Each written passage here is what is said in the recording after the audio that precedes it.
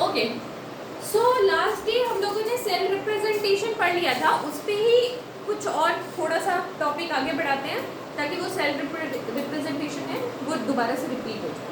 ठीक है, तो आपको क्या करना है ना, आपको एक रिएक्शन लिखना है। ठीक है, राइट द रिएक्शन। कैसे रिएक्शन लिखना है मैं आपको दे देती हूँ। जैसे कि Ni से बन रहा है Ni2+, ठीक है, और Ag+ से बन रहा है Ag। ठीक है, ऐसे ही लिखते थे ना, सेल रिप्रेजेंटेशन ऐसे ही करते थे, थोड़ा बहुत याद है। और ये जो डबल डैश है उसका मतलब क्या होता था? No no no, inert electrolyte salt bridge के अंदर डालते हैं, दिस इज सॉल्ट ब्रिज, है ना। तो ये सॉल्ट ब्रिज रिप्रेजेंट करता है। तो this is solid, this is aqueous, this is again aqueous, this is solid, है ना। तो यहाँ पे क्या लिखा गया है? Right the reaction. आपको रिएक्शन लिखना है, मतलब कहाँ पे ऑक्सीडेशन हो रहा है, कहाँ पे रिडक्शन हो रहा है। थोड़ा सा लिख पाओगे क्या? एक बार ट्राई करो, एक बार ट्राई कर लो, 2 मिनट होल्ड करके ट्राई कर लो। चलो एक दिखा देती हूँ, ठीक है। मैंने बोला कि यहाँ पे जज करो, यहाँ पे हो क्या रहा है। यहाँ पे 0 से +2 हो रहा है, मतलब चार्ज बढ़ रहा है, मतलब ऑक्सीडेशन हो रहा है, इतना तो श्योर हो रहा है। ठीक है, तो इसका रिएक्शन कैसे होगा? Ni जो होगा वो क्या करेगा? Ni2+ बनाएगा in the presence of 2 electron. जब निकलेगा, है ना, तब ना Ni2+ बनाएगा, मतलब ये ऑक्सीडेशन हो रहा है।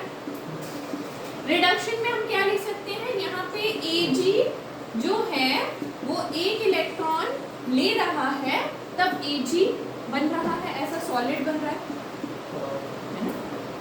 समझ आ रहा है? ठीक है, तो अब मुझे क्या करना है? Right the reaction.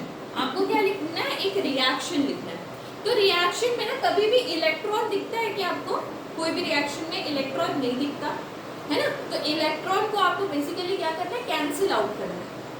ठीक है, तो इलेक्ट्रॉन कैसे कैंसिल आउट होगा? देखो एक सिंपल सा मैथमेटिक्स है। यहाँ पे 2 इलेक्ट्रॉन है, तो यहाँ पे अगर 2 इलेक्ट्रॉन आए तो कैंसिल हो जाएगा। मतलब होल रिएक्शन को अगर मैं 2 से इंटू कर दूँ तो, ठीक है, तो ये क्या हो जाएगा? यहाँ पे 2 इलेक्ट्रॉन हो जाएगा, तो ये और ये कैंसिल आउट हो जाएंगे। ठीक है, बचा क्या यहाँ पे? Ni+2Ag gives out Ni2+ + 2Ag, है ना। ऐसा कुछ बचा? Ag+ है ना ये। समझ आया कैसे रिएक्शन लिखना है? पक्का एक दे करने को करोगे क्या? ओके, ये नोट कर लो जल्दी से, फिर दूसरा रिएक्शन देखते हैं। ठीक है, और यहाँ पे लिख देना, बगल में ये भी लिख देना, ऑक्सीडेशन हाफ रिएक्शन, है ना। ये रिडक्शन हाफ रिएक्शन, है ना। हाफ रिएक्शन याद है? ऑक्सीडेशन हाफ, रिडक्शन हाफ, ऐसे करके लिखते हैं ना। वही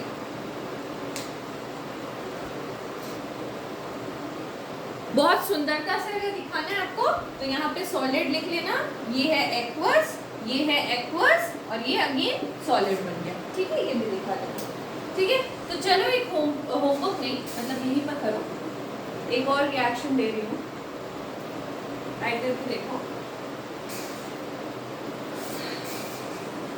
okay, this is nothing but cell reaction बन रहा है ना। तो क्वेश्चन है Cr3+, ठीक है, और है Pb2+ से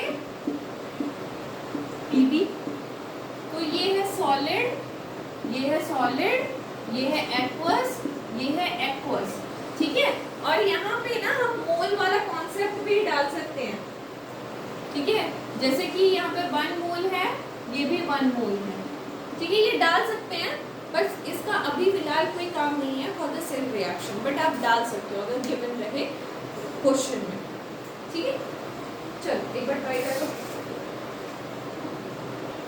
आई होप ये समझ आ गया होगा और इसको मेरे को नहीं करना पड़ेगा। ठीक है, चलो नेक्स्ट कॉन्सेप्ट है इलेक्ट्रॉन पोटेंशियल का।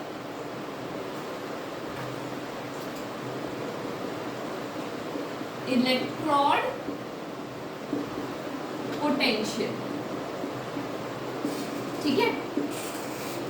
अगेन मैं क्या बनाऊंगी, वही सॉल्यूशन, एक सॉल्यूशन है और उसमें एक मेटल का इलेक्ट्रोड लगा हुआ, ठीक है।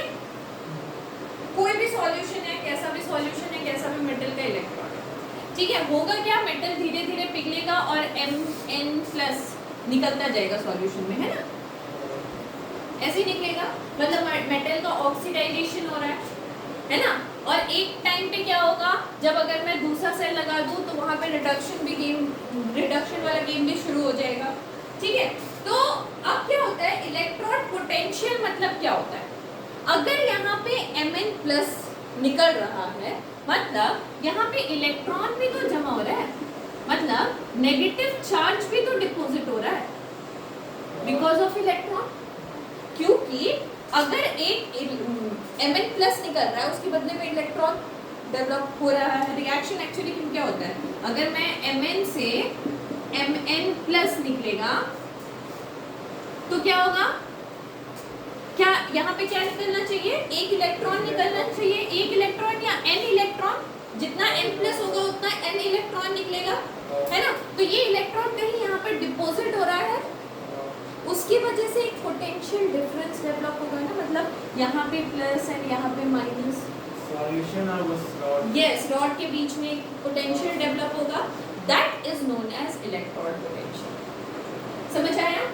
सो इलेक्ट्रोड पोटेंशियल कब तक क्रिएट होगा, व्हाट डू यू थिंक, कब तक होना चाहिए, जब तक एक इक्विलिब्रियम कंडीशन ना आ जाए, मतलब जितना यहाँ पे नेगेटिव चार्ज, यहाँ पे उतना पॉजिटिव चार्ज, है ना। तो एक इक्विलिब्रियम कंडीशन आने के बाद वो स्टॉप हो जाएगी कहानी, है ना।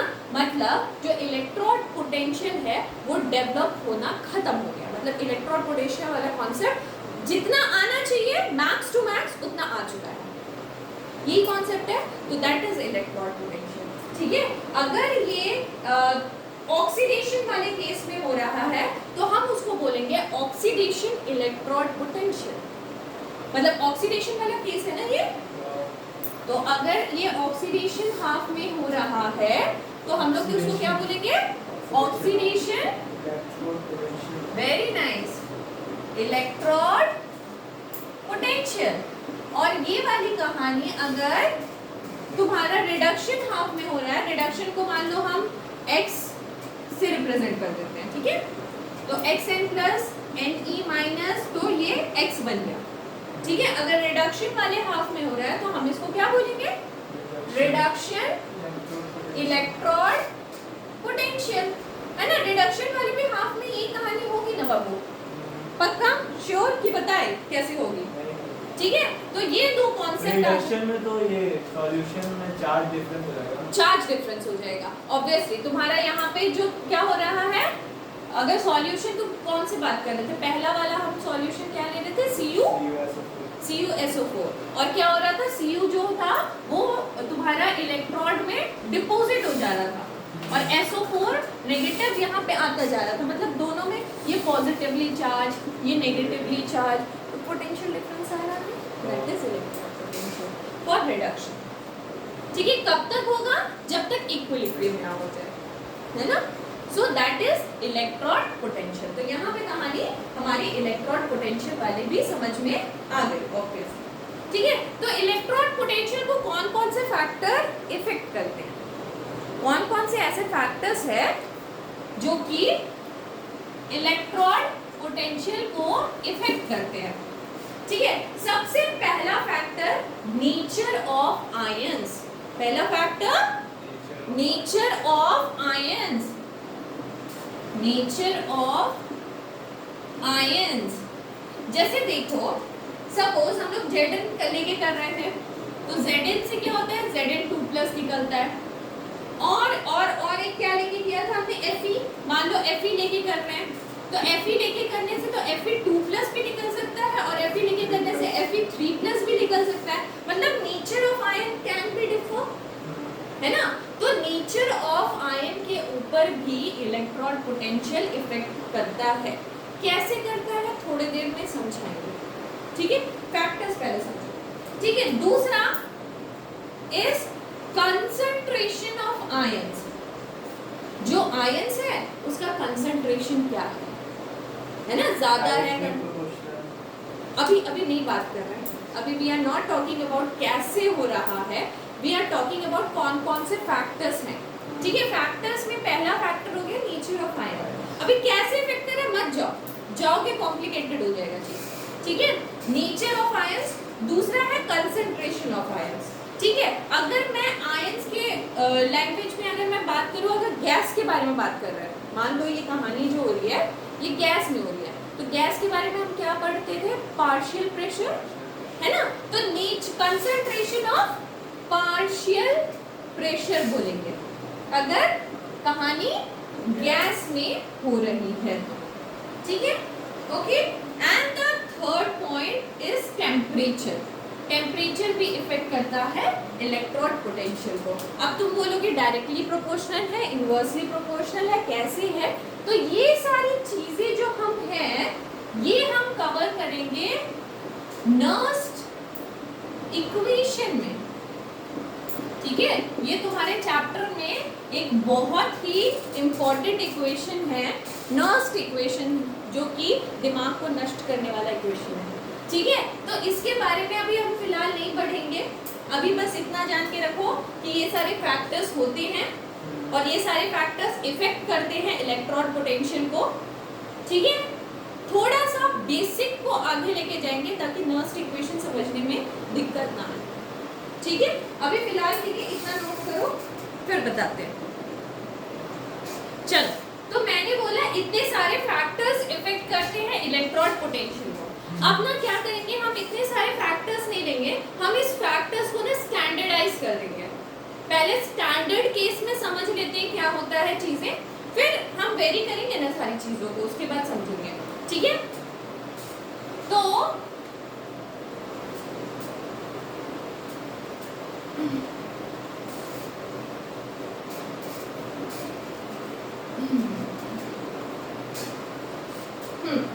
so now we are going to discuss standard condition. ठीक है, तो कंडीशन कैसे रख रहे हैं, स्टैंडर्ड। ठीक है, तो स्टैंडर्ड कंडीशन का मतलब भी समझ लो कि स्टैंडर्ड कंडीशन अगर हम बोल रहे हैं तो what is this that standard condition. तो स्टैंडर्ड कंडीशन में होता है तुम्हारा, अगर if we are talking about concentration, तो कंसंट्रेशन होगा 1 मोलर। कंसंट्रेशन क्या होना चाहिए, कंसंट्रेशन इज द फैक्टर, एक फैक्टर था, तो कंसंट्रेशन अगर तुम ले रहे हो किसी भी मेटल का तो वो कितना होना चाहिए, 1 मोलर। ठीक है, दूसरा फैक्टर, अगर पार्शियल प्रेशर ऑफ गैस ले रहे हो तो वो कितना होना चाहिए, 1 एटमॉस्फेरिक प्रेशर। ठीक है, पास्कल। ओके, अगर पार्शियल प्रेशर की बात कर रहे हैं, सो 1 एटमॉस्फेरिक प्रेशर। ठीक है, या फिर तुम ले सकते हो 1 बार भी ले सकते हो। ठीक है, this is the standard condition. ठीक है, now the third point and very important point, standard temperature क्या होना चाहिए बताओ तो, 273 डिग्री केल्विन। नहीं, तो यहीं पर बच्चे गलती करते हैं। स्टैंडर्ड हम लोग हमेशा से 273 पकड़ते हैं, बट यहाँ पे स्टैंडर्ड क्या है, 298 केल्विन। अगर रूम टेम्परेचर में देखो तो 25 डिग्री सेल्सियस। ठीक है, तो this is the standardized form. अगर हम चीजों को, इलेक्ट्रोड पोटेंशियल को अगर मेजर कर रहे हैं और तुमको बोला कि स्टैंडर्ड इलेक्ट्रोड पोटेंशियल मेजर करो, तो आप इस सब चीजों को फिक्स कर लोगे, उसके बाद अपना वोल्ट मीटर लगा दोगे, कितना करंट फ्लो कर रहा है उसको मेजर कर लोगे, खत्म का, है ना। ठीक, वेरी गुड। सो अगर मैं इस कंडीशन को लेकर प्रेफर करके अगर इलेक्ट्रोड पोटेंशियल निकालती हूँ तो उसको क्या बोलेंगे, स्टैंडर्ड इलेक्ट्रोड पोटेंशियल। सो इलेक्ट्रोड पोटेंशियल का मतलब अभी मैंने समझाया। अभी स्टैंडर्ड इलेक्ट्रोड पोटेंशियल का मतलब मतलब भी समझा दिया। अगर इलेक्ट्रोड पोटेंशियल खाली लिखते हैं तो इलेक्ट्रोड पोटेंशियल को हम कैसे रिप्रेजेंट करेंगे?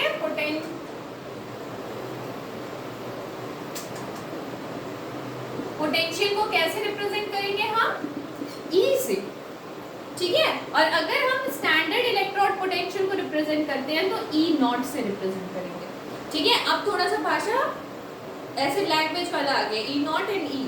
जहाँ पे E नॉट देख लो वो स्टैंडर्ड समझ लो, और जहाँ पे सिर्फ E देखो वहाँ पे खाली और खाली इलेक्ट्रोड पोटेंशियल है, ठीक है, ठीक है, ओके। जब हम ऑक्सीडेशन वाले इलेक्ट्रोड पोटेंशियल की बात करते हैं, हम लोग कर रहे थे ना अभी इलेक्ट्रोड पोटेंशियल ऑक्सीडेशन हाफ में एंड रिडक्शन हाफ में, तो जब हम ऑक्सीडेशन वाले इलेक्ट्रोड पोटेंशियल की बात करते हैं तो होना क्या चाहिए बताओ? अगर एक मेटल है तो मेटल का क्या होना चाहिए? अच्छा, ऑक्सीडेशन होना चाहिए। मेटल का क्या होना चाहिए? मेटल हो रहा है Mn प्लस, ऐसे ही हो रहा है ऑक्सीडेशन हाफ में, बट यहाँ पे क्या है हमारा इलेक्ट्रोड पोटेंशियल है, तो हम क्या लिखेंगे? Em/Mn plus. लिखना तरीका समझ आया? समझ आया? बट यहाँ पे हम कैसा ऑक्सीडेशन इलेक्ट्रोड पोटेंशियल निकाल रहे हैं? हम निकाल रहे हैं स्टैंडर्ड इलेक्ट्रोड पोटेंशियल, तो यहाँ पे क्या आना चाहिए? समझ आया? अगर खाली खाली इलेक्ट्रोड पोटेंशियल निकाल रहे हैं तो E लिखेंगे, अगर स्टैंडर्ड वाला ऑक्सीडेशन इलेक्ट्रोड पोटेंशियल निकाल रहे हैं तो E नॉट लिखेंगे, ठीक है। और तरीका लिखने का समझ आया? ठीक तो स्टैंडर्ड ही वाला ना। हाँ ना ना ना, सिंपल वाला तो मींस हो गया, डायरेक्ट निकाल देना है उसका। सिंपल वाला फॉर्मूले में पुट कीजिए, निकालिए, ठीक है। और जो आप कंडीशंस देख रहे हो ना उसमें थोड़ा दिमाग घूम जाएगा, मैंने बोला ना नर्स्ट इक्वेशन, वो सीखेंगे। पहले स्टैंडर्ड वाला सीख लेते हैं, बेसिक कॉन्सेप्ट दिमाग में डाल लेते हैं कि बेसिक मेरा फॉर्मूला क्या है, ठीक है। तो बेसिक वाला थोड़ा दिमाग में डालो। तो ऑक्सीडेशन हाफ समझ आया, तो रिडक्शन हाफ मुझे लिख के दिखाओ कैसे लिखना है। रिडक्शन में कैसे लिखोगे? Mn plus slash M। E naught Mn plus slash M, ठीक है, okay, very good.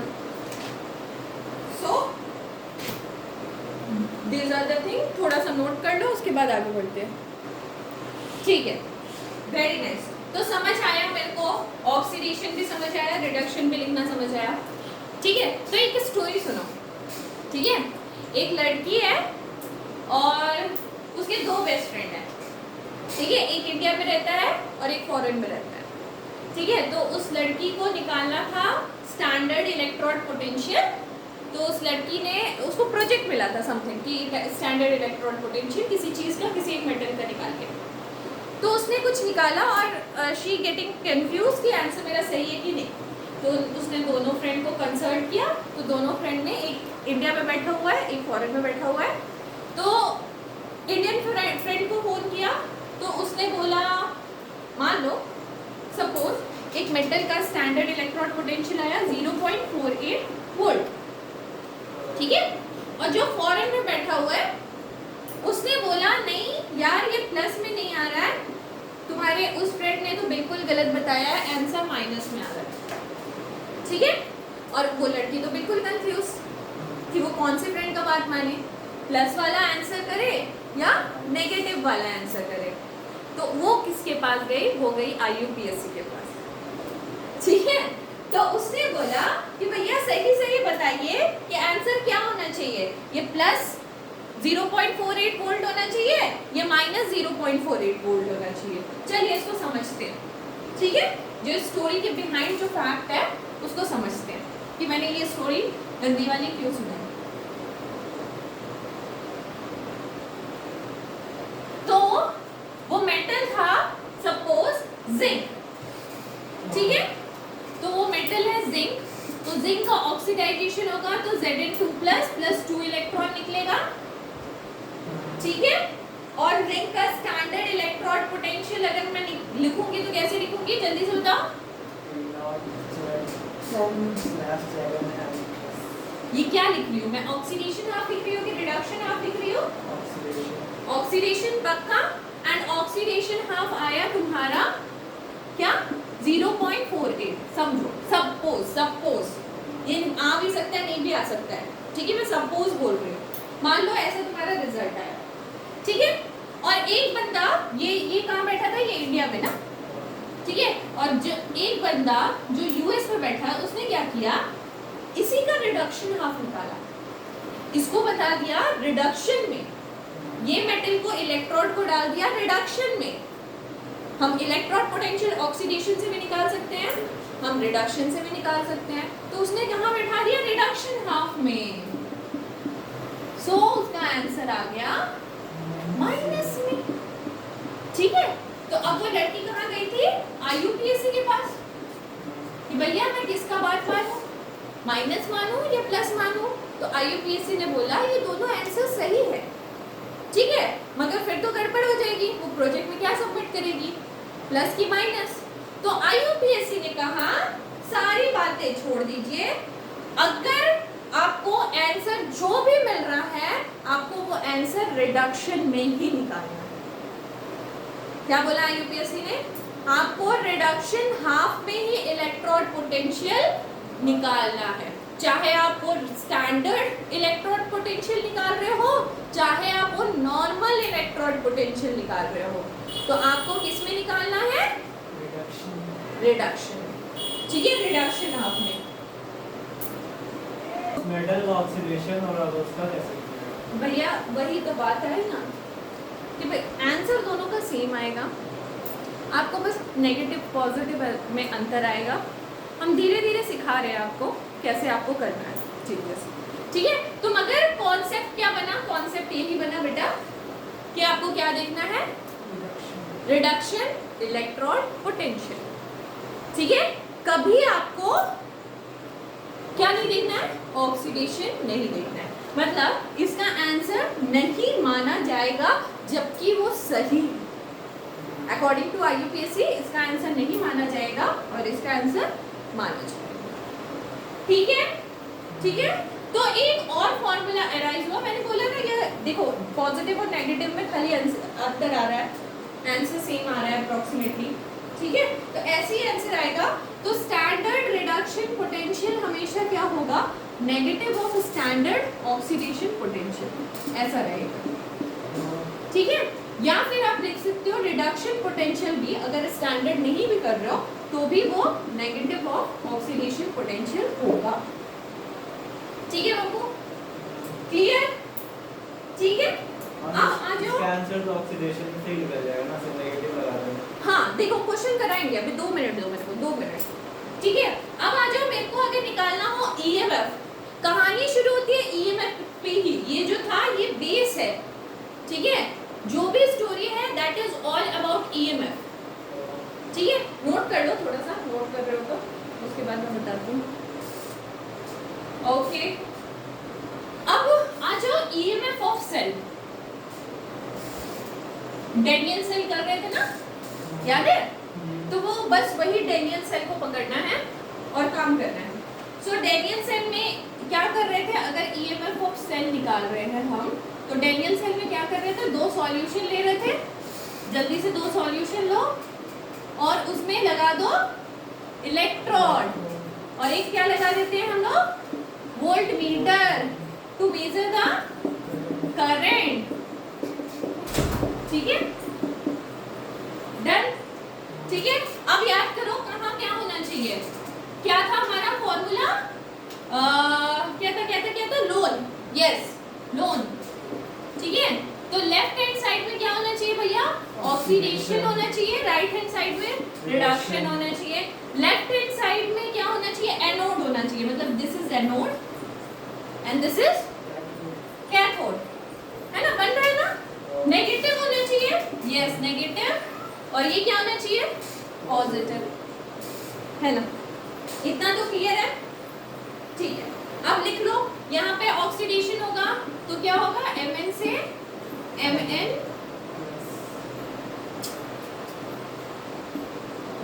Two electron और यहाँ पे x के फॉर्म में लिखती हूँ रिडक्शन, ताकि दोनों को डिस्ट्रीब्यूट कर सको। x n plus n e minus gives out x, है ना। चलो ठीक है, इतना तो लिख लिया। अब क्या है, मान लो जो मैं इलेक्ट्रोड पोटेंशियल निकाल रही हूँ, तो इलेक्ट्रोड पोटेंशियल को कैसे लिखूंगी, स्टैंडर्ड निकाल रही हूँ ना, अभी तक मैंने स्टैंडर्ड की बात की। तो मैं यहाँ पे क्या लिखूंगी, बताओ बताओ कैसे लिखने बोला मैंने। अच्छा mn करना चाहते हो, ठीक है, मैंने m रखा है by m n plus one n plus, ठीक है। और यहाँ पे क्या लिखूंगी मैं, not mn plus slash m। m कहाँ से आ रहा है, m कहाँ से आ रहा है। अच्छा x सॉरी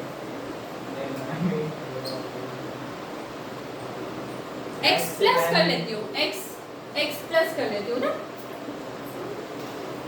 है ना, ऐसे करना, बोलो x n plus slash x ऐसे, ठीक है। ये this is reduction of, this is oxidation of, ठीक है। चलो तो ये लिखना हमको आ गया। अब देखो मान लो इसका इलेक्ट्रोड पोटेंशियल दिया हुआ है, गिवन है -0.2 सपोज, और इसका इलेक्ट्रोड पोटेंशियल दिया हुआ है दैट इज नियर अबाउट +1.8, मतलब डिफरेंस है। तब क्या करेंगे, अगर ऐसा कुछ आए तब क्या करेंगे, ठीक है। तब क्या करना है, ईएमएफ ऑफ सेल, एक फॉर्मूला है ईएमएफ ऑफ सेल, देखो थोड़ा सा फिजिक्स घुसेगा, है ना, यार समझ आ रहा है। EMF of cell, EMF of cell is the difference between the two electrode. EMF of cell क्या होता है, difference between the two electrode. तो भैया दो इलेक्ट्रोड क्या है, एक तो कैथोड है एक एनोड है, ठीक है। तो डिफरेंस बिटवीन कैसे होता है, अगर ईएमएफ निकाल रहे हैं ऑफ सेल तो इसको लिखना पड़ता है एनोड माइनस कैथोड, ठीक है। EMF of cell E naught anode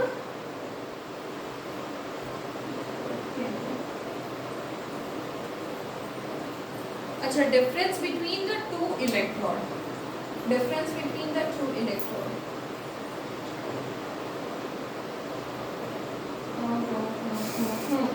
देखो थोड़ा सा यहाँ पे मैंने मेरे को याद आ गया, जहाँ तक लास्ट ईयर मैंने थोड़ा सा इसमें चेंजेस किया था अकॉर्डिंग टू क्वेश्चन नहीं बनता है जब तुम difference between the two electrode लिखोगे ना, क्वेश्चन नहीं बनता है। आपको यहाँ पे क्या करना पड़ेगा, एनोड और कैथोड को प्लस करना पड़ेगा। तो क्या होगा पता है, देखो क्यों करना पड़ेगा वो भी रीजन बताती हूँ थोड़ा सा। यहाँ पे क्या होगा, हमको क्यों करना पड़ रहा है ये, क्योंकि we are always talking about reduction, हम ऑक्सीडेशन की बात ही नहीं करते। ये कहाँ पे आता है difference between the two electron, जहाँ पे ऑक्सीडेशन एंड रिडक्शन दोनों को लिया जाता है अकॉर्डिंग टू फिजिक्स। बट जब यहाँ पे केमिस्ट्री आ जाता है, इलेक्ट्रोकेमिस्ट्री, तो वी आर IUPAC ने बोल दिया है हमको रिडक्शन ही लिखिए। तो जब हम रिडक्शन लिखते हैं तो हमारा ये जो कहानी आता है ना वो नेगेटिव में आ जाता है। तो भैया नेगेटिव आ गया ना, मुझे तो डिफरेंस ही निकालना है, चाहे ऐसे आए चाहे वैसे आए, ठीक है। तो negative of reduction potential plus इसका एनोड का भी रिडक्शन पोटेंशियल लेंगे और कैथोड का भी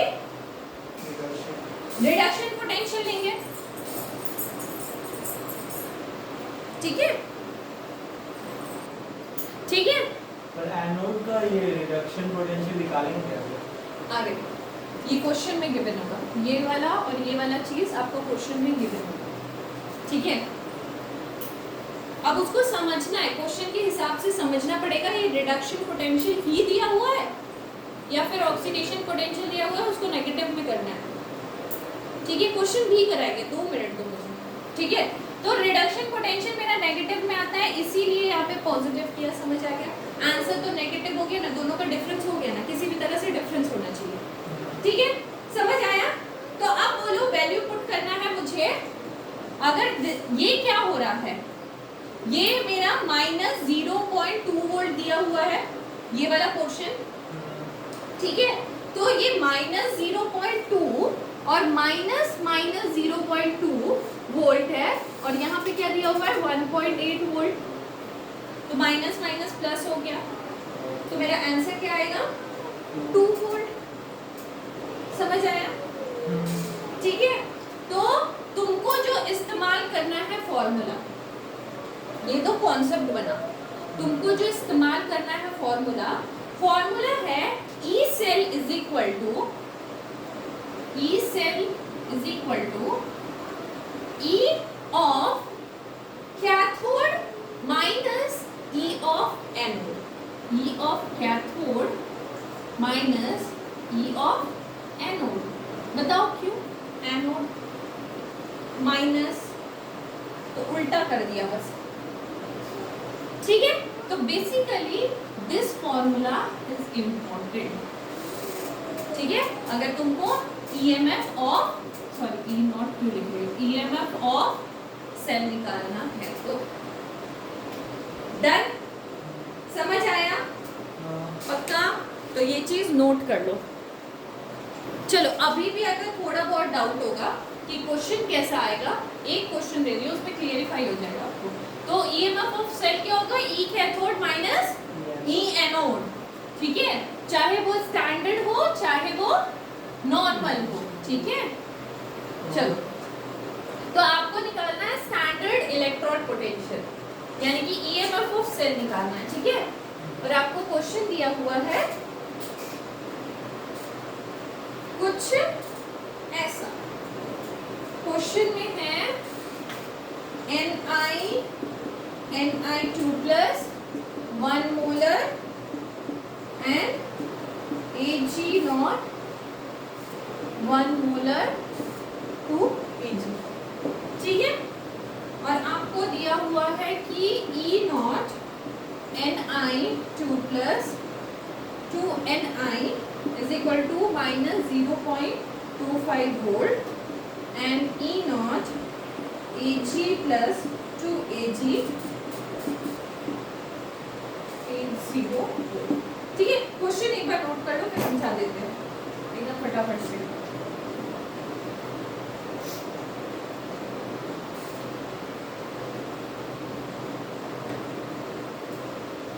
देखो, क्वेश्चन में सारा कुछ तुम बोलोगे। हो गया? चलो, अब मुझे ये बताओ, Ni से Ni2 प्लस हो रहा है, ये क्या हो रहा है? ऑक्सीडेशन हाफ, मतलब ये क्या है, एनोड है, यहाँ पे ऑक्सीडेशन हो रहा है। Ag0 से Ag प्लस हो रहा है, रिडक्शन हो रहा है। पक्का? Ag0 है। हाँ, Ag0, ये Ag प्लस होना चाहिए भाई, मैं सोच रही हूँ Ag प्लस से Ag हो रहा है, रिडक्शन हो रहा है। समझ आ रहा है? रिडक्शन है तो ये क्या होना चाहिए, कैथोड होना चाहिए। यहाँ तक तो कोई डाउट नहीं। ठीक है, तो मेरा फॉर्मूला है, अगर मेरे को ईएमएफ निकालना है तो ई नॉट ऑफ सेल का फॉर्मूला क्या हो गया, ई कैथोड माइनस ई एनोड।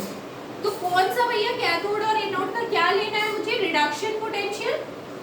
अगर स्टैंडर्ड निकाल रहे हैं तो ये ई नॉट लगा रहे हैं, ये मुझे निकालना है रिडक्शन पोटेंशियल, और यहाँ पे भी मुझे लेना है रिडक्शन पोटेंशियल। ठीक है, वेरी गुड। अब देखो, जो मेरे को गिवन है, क्या वो रिडक्शन ही दिया हुआ है या फिर ऑक्सीडेशन दिया हुआ है। देखो, अगर Ni2 प्लस से Ni0 हो रहा है तो ये क्या हो रहा है, वेरी गुड, मतलब मेरे को रिडक्शन पोटेंशियल ही दिया हुआ है। Ni प्लस से Ag प्लस दिया हुआ है, Ag दिया हुआ है, दैट इज ऑल्सो रिडक्शन। मतलब क्वेश्चन में मुझे रिडक्शन पोटेंशियल गिवन है, आपको साइन चेंज नहीं करना है। समझ आया रोशन? अगर ये रिडक्शन के बजाय ऑक्सीडेशन होता तब ये नेगेटिव से पॉजिटिव कर देते हैं। That's it. समझ आया? तो आपको सबसे पहले चेक करना है क्या ये ऑक्सीडेशन हाफ है कि नहीं, ये रिडक्शन हाफ है कि नहीं, और जो मेरे को चीजें दी हुई है क्या वो रिडक्शन पोटेंशियल ही दिया हुआ है या फिर ऑक्सीडेशन पोटेंशियल दिया हुआ है। अगर रिडक्शन पोटेंशियल दिया हुआ है तो हम ये कहाँ पे कहानी हो रही है, ये Ni2+ से Ni कहाँ हो रहा है?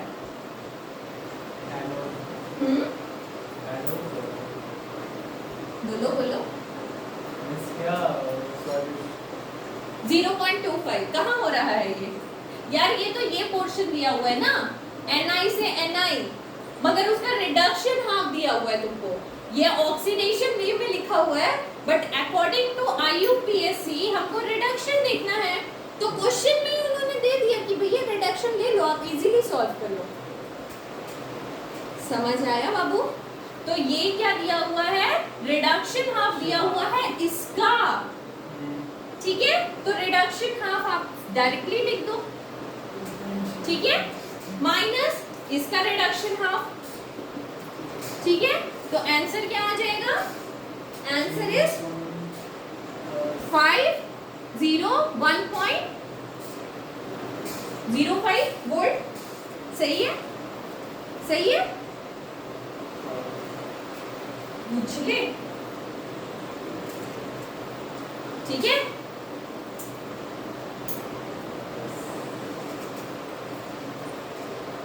ठीक है। E right minus E cathode, cathode, cathode. अरे यार एक गलती हुई, रुक जाओ यार बेटा, कैथोड पहले लिखना है ना, हमने एनोड पहले क्यों लिख दिया? पहले कैथोड लिखना है ना, तो कैथोड तो ये है ना, तो पहले तो अपने को ये लिखना है ना?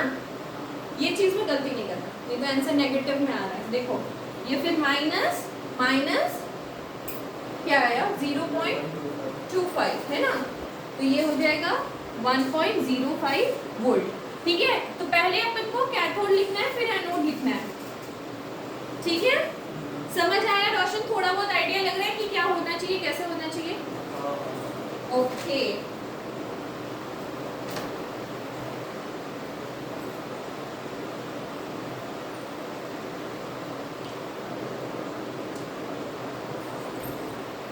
तो इसके ऊपर और एक क्वेश्चन दे देती हूँ, ठीक है? ये नोट कर लो, फिर एक क्वेश्चन दे देती हूँ, क्वेश्चन करके आओगे घर से, हो गया ना? तो सबसे पहले एनोड क्या हो रहा है, ऑक्सीडेशन हो रहा है कि रिडक्शन हो रहा है? यहाँ पे रिडक्शन कैथोड हो रहा है कि नहीं, मतलब मेरा सेल इक्वेशन सही लिखा है कि नहीं, है ना? सेल रिप्रेजेंटेशन सही से लिखा है कि नहीं? Check cell representation, very correct, क्योंकि यहाँ पे लेफ्ट में ऑक्सीडेशन लिखा है, राइट में रिडक्शन लिखा है, वेरी गुड। ओके, उसके बाद चेक करना है कि मेरा जो गिवन है वो रिडक्शन दिया हुआ है कि नहीं, रिडक्शन पोटेंशियल। अगर नहीं दिया हुआ है तो हम इसका साइन चेंज करेंगे और सबसे पहले भैया कैथोड का रिडक्शन पोटेंशियल लिखेंगे, फिर एनोड का लिखेंगे, नहीं तो मेरा आंसर मेरी तरह गलत हो जाएगा जो अभी हमने किया। ओके चलो एक क्वेश्चन लिख लो और वो होमवर्क में करके आना। देखो ये जो होते हैं ना, मतलब क्या बोलते हैं, एंट्रेंस वाले, ये ऑक्सीडेशन और रिडक्शन पे घुमाते हैं, तुमको रिडक्शन की जगह ऑक्सीडेशन हाफ दे देगा, फिर बच्चे तो समझेंगे चलो गिवन है जल्दी से लिख लो, वहीं पर गड़बड़ हो जाएगी, ठीक है? ओके, तो सेकंड क्वेश्चन है Zn से Zn2+ बन रहा है 1 मोलर, Cu2+ 1 मोलर से Cu, ठीक है? ये अगर मोल में चेंज कर देगा तो इसका मोल 2 दे दिया, उसका 1 दे दिया, देखो फिर वो नर्स्ट इक्वेशन बन गया। अभी हम स्टैंडर्ड कर रहे हैं ना, तो 1 मोलर ही रहेगा।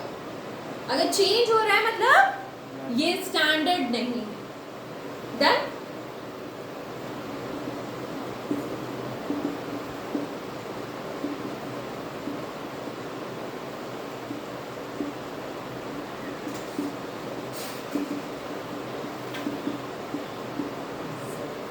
ठीक है? So this much is your homework. Homework करके आना है और मेरे ख्याल से समझ आ गया।